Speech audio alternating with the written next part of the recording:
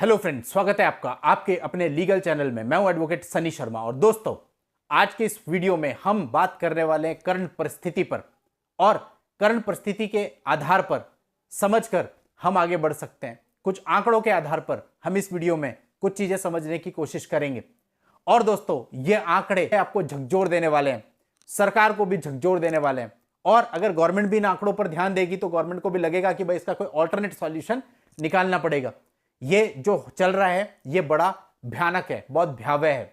देखिए दोस्तों, आमतौर पे मुकदमे बढ़ते चले जा रहे हैं, मुकदमे बढ़ते चले जा रहे हैं। एक दिन की बात है कि एक नया केस पेश होना था और उस केस में मैं वहाँ फिजिकली अपेयर था। तो मुझे वहाँ पर एक पर्सन मिले। वो बोले कुछ समय पहले मैं कोर्ट का कर्मचारी हुआ करता था। उस समय पे फैमिली कोर्ट में 1990s की बात वो बता रहे थे कि मुश्किल से एक महीने में 5 से 10 मुकदमे आते थे। अभी दोस्तों एवरेजन अगर हम बात करें तो रोज के 25 से 30 मुकदमे नए फाइल होते हैं। आप सोचिए संख्या कहां जाएगी। और अगर दोस्तों हम दिल्ली की बात करें तो दिल्ली में करंट टाइम पे फैमिली कोर्ट में 46,000 केसेज पेंडिंग हैं। सबसे maximum 3654 cases family court Rohini में पेंडिंग है। और नए केसेस का रेशो दिल्ली में 150 से 200 केस रोज फाइल होते हैं। दिल्ली गवर्नमेंट ने 14 नवंबर को 10 नई फैमिली कोर्ट की स्थापना को अप्रूवल दे दिया। क्या आप में से कोई बता सकता है कि इससे पहले दिल्ली में कितनी फैमिली कोर्ट थी? Total 21 family court. और अब 10 के लिए और अप्रूवल मिल गया, अब हो जाएंगी 21 से 31 फैमिली कोर्ट। आप सोचिए, इतनी ज्यादा फैमिली कोर्ट, हर दूसरे घर में एक मैट्रिमोनियल मुकदमा। अब दोस्तों इसका क्या कारण है आप सब जानते हो। आज के समय पे बहुत कम मुकदमे ऐसे होते हैं जो एक्चुअल में सच्ची घटना के आधार पर दर्ज होते हैं। अदरवाइज झूठ का सहारा लेकर के मुकदमे लॉ का मिसयूज करने के लिए दर्ज किए जाते हैं। और इस मिसयूज को रोकने के लिए हमें क्या करना है? हमें बहुत ही स्ट्रेटेजिकली अपने केस को फाइट करना है और पहले कोशिश करनी है कि मुकदमों तक हम लोग पहुंचे ही ना। तो यदि हम मुकदमों तक पहुंचने से पहले ही इसको वहीं पर स्टॉप कर देंगे तो बात ही खत्म हो जाती है। अब स्टॉप कैसे करना है आप पिछले मेरे 3-4 दिन के वीडियो उठा करके देख लीजिए।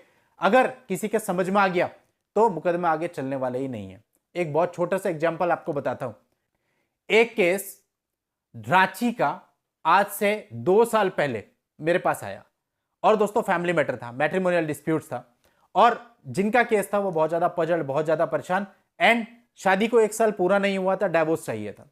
और दोस्तों सेक्शन 14 के साथ डाइवोर्स की पिटीशन फाइल भी हो गई। मैट्रिमोनियल डिस्प्यूट चलता रहा, काफी समय तक हमारी बातचीत होती रही। और वो जो व्यक्ति थे वो मेरे काफी क्लोज फ्रेंड भी बन गए और मेरे साथ जुड़े रहे लगातार। और दोस्तों हुआ क्या कि समय के साथ साथ बहुत सारी चीजें थी, कोर्ट डिस्प्यूट थे, लेकिन समझाया, उन्होंने खुद भी समझा, उनकी वाइफ ने भी समझा और चीजें सॉर्ट आउट हो गई।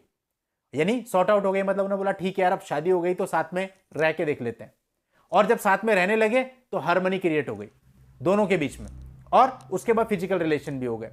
फिजिकल रिलेशन हो गए तो एक छोटी सी प्यारी सी बच्ची भी हो गई। और दोस्तों सब चीजें घर में बहुत स्मूथ हो गई। अब वो जो केस वेस था वो सब विड्रॉ कर लिया गया और आराम से वो लोग रह रहे हैं, बहुत अच्छे से लाइफ चल रही है पिछले 1.5-2 साल से। और दोस्तों अभी कल ही मेरी उनसे बातचीत हुई और उन्होंने बताया कि सर बहुत स्मूथ चल रहा है, बहुत अच्छे से चल रहा है। अभी मेरे घर में मेडिकली कुछ इशू है तो कोई भी साथ में नहीं आ रहा है, मेरी वाइफ ही मेरा साथ निभा रही है, पूरा साथ दे रही है।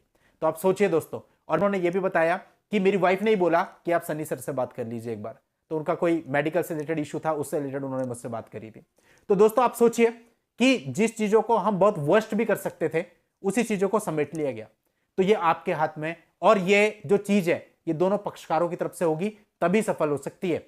कोई एक पक्षकार लगा रहे और दूसरा अपनी बुद्धि बंद करके बैठा रहे तो ऐसा कभी भी नहीं होगा। ईगो दोनों को छोड़नी पड़ती है, समझना दोनों को पड़ता है, और आप बहुत बड़ी बड़ी प्रॉब्लम से पहले ही बच सकते हैं। बहुत शॉर्ट में समझा दिया मैंने आपको ये, और आप पुराने वीडियो देखेंगे आपको और भी चीजें समझ में आएंगी। तो भलाई तो इसमें ही है कि इन चीजों को सॉर्ट आउट कर लिया जाए। और अगर सॉर्ट आउट नहीं होता, एक बार मुकदमे रजिस्टर्ड हो ही जाते हैं, तो उसके बाद फिर वो वाले वीडियो देखो जिसमें लड़ने की स्ट्रेटेजीज बताई गई हैं और मुकदमों को फाइट करो। गलत तरीके से फाइट करने पे फंस जाओगे, सही तरीके से फाइट करने पे निकल जाओगे।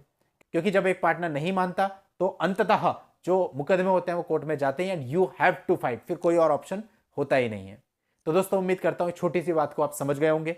डेटा कितना भयानक है ये आपने देख ही लिया, और इस डेटा को हमें और इंक्रीज नहीं करना है, अभी नीचे लाना है, उसके लिए हमें प्रयास करना है। फैमिली कोर्ट की संख्या बढ़ाना सॉल्यूशन नहीं है, केसेज की संख्या घटाना सॉल्यूशन है इन माय ओपिनियन।